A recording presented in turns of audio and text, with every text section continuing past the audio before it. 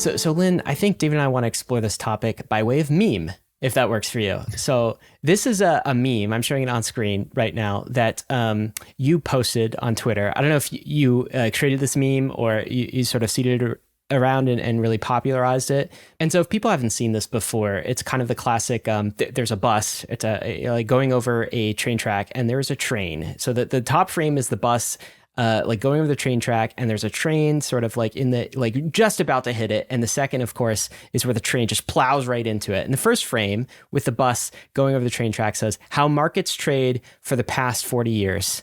And the second, the train is called fiscal dominance, and nothing stops this train. So this is like the imagery of we are about to get hit by a train and we have to get out of the way. So Lyn, can you explain this meme? Because I think the framing of this entire conversation is based on a train that's about to hit us, this train of fiscal dominance. So what is this train? What is fiscal dominance? Sure. So, market regimes go through these long periods of time where they trade a certain way and there's certain forces that impact them. And so over the past 40 years, the United States and much of the rest of the developed world has been in monetary dominance. And the simple way to put that is that monetary policy is very effective at either kind of reaccelerating or slowing down an economy and impacting inflation. And most of the money creation is coming from bank lending, basically credit creation or credit contraction, which is why those monetary levers are powerful. But in fiscal dominance, that situation becomes reversed, which is that very large debts and fiscal deficits, specifically public debts and then fiscal deficits, those are bigger drivers of inflation or disinflation or rate of nominal economic growth and those sort of things. And the central bank, in this case the Fed in the United States, starts taking a back seat. Their options become constrained by what's going on the fiscal side, because when they raise or lower interest rates, it doesn't impact the fiscal side in the same way that it impacts bank lending, credit creation, that kind of thing. And so, a lot of people, they have these back tests. They have, here's what happened over the past 20, 30, 40 years. For example, that stocks and bonds are often inversely correlated, for example. But going forward, people that were looking at those metrics that were super important during a monetary dominant era are less likely to be, those metrics are less relevant is what that meme means. That basically all these kind of ways of doing things, all these expectations that people developed, they made sense over a period of time. But if it's true that we are entering a different type of market environment, and developed countries have been in this in the past, just not in anyone's current trading lifetime, and emerging markets go through this on a more regular basis, more frequently. But developed countries have not been in this for a long time. And so a lot of people's mental models are kind of tuned around monetary dominance and not around fiscal dominance. So that's what the meme means. And we can unpack what some of that means.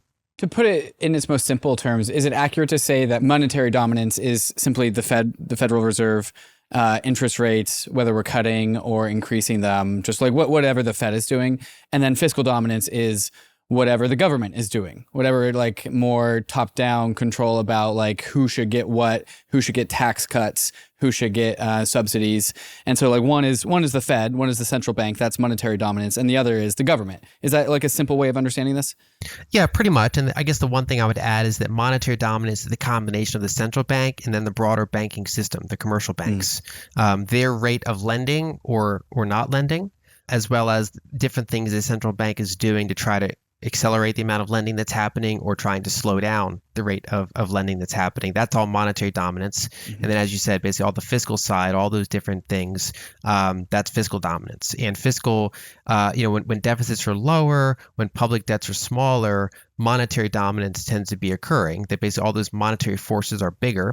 Whereas when you build up 100% or more debt to GDP, specifically on the sovereign level, and you're running above target deficits that are not really one-time things, they're more structural, that starts to override the power of that whole monetary side, both the central banks and then even the broader banking system. So that bus that Ryan described in the meme, how markets trade for the past 40 years. I've heard this take from a number of different people that really the whole entire investment strategy over the last 40 years or so has just really been one trade, which is the debasement of currency, the dilution of the US dollar. And really it's a matter of like how fast or slow the Fed is doing that. All other investments have really been downstream of that. And this is what you're saying is actually coming to a close. This is like the market structure that has defined the last era of anyone's like trading memory. And you're saying that this era is likely coming to a close soonish because fiscal dominance is coming to replace it, because something about fiscal dominance is not stopping this train. That train is not stopping. This is kind of like the summation of this meme. Yeah, more or less. I think the thing I would add is that it's not just debasement per se, because debasement happens under fiscal dominance as well.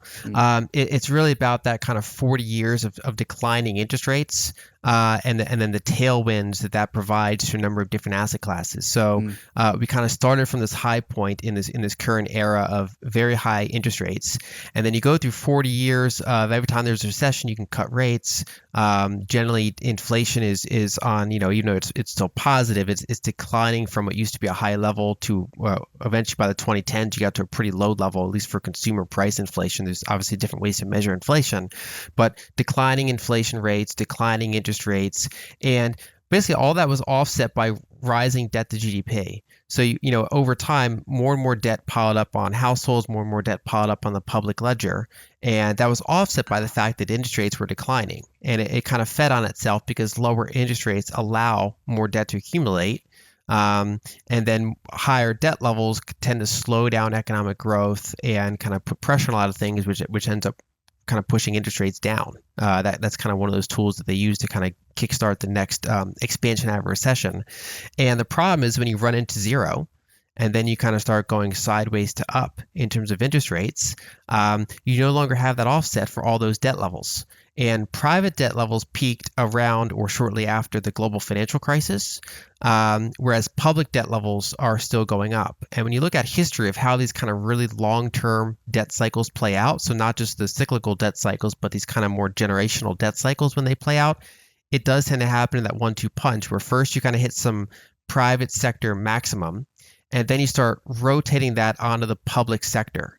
The debt starts getting transferred. So for example, you bail out the banks, you kind of recapitalize them and push a lot of the debt more on the sovereign level. And then same thing with the response during and after the pandemic and lockdowns. A lot of the more private debt was kind of indirectly transferred to the public level. So you have a little bit of deleveraging on the private side, but that gets pushed up to the public level, and that eventually comes out in currency debasement and fiscal dominance issues. And so basically, I think what the era that's behind us is that ever lower interest rate environment, the structural disinflation from a high level environment, and now we kind of go forward in an environment that really hasn't been seen in the developed world since the 1940s.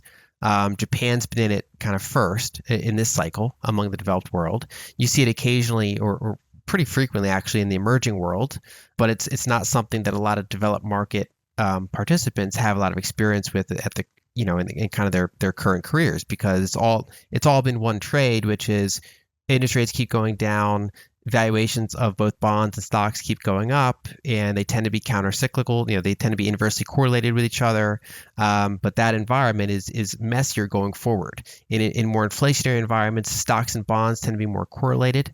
And also you start to get, generally during fiscal dominance, you get a rise of capital controls and other issues like that, which can manifest, for example, in this industry, it can manifest in attacks on privacy tools or self-custody or basically the ways to move around capital. So there's overlap there. And that's just it's a environment to be aware of. And I would argue that there's not a moment in time per se where you go from monetary dominance to fiscal dominance. Like you're not in 100% of one and 0 in the other. It's this kind of changeover that happens. And I would say there's different ways to analyze it, but I would say at least since 2019, the U.S. has been in fiscal dominance more or less. And when it starts to go over, there's a year or two where you're kind of in fiscal dominance and maybe you're briefly out of it again, then you're back in it until it gets so strong that you're more persistently in it. So ever since early 2023, we've been in it probably more persistently, but kind of this whole COVID era and even just a little bit before it, has been a multi-year kind of transition toward fiscal dominance. To continue leveling up your crypto game, then you need to get on the Bankless newsletter. It's the world's most popular crypto email and is completely free. Just click below to sign up.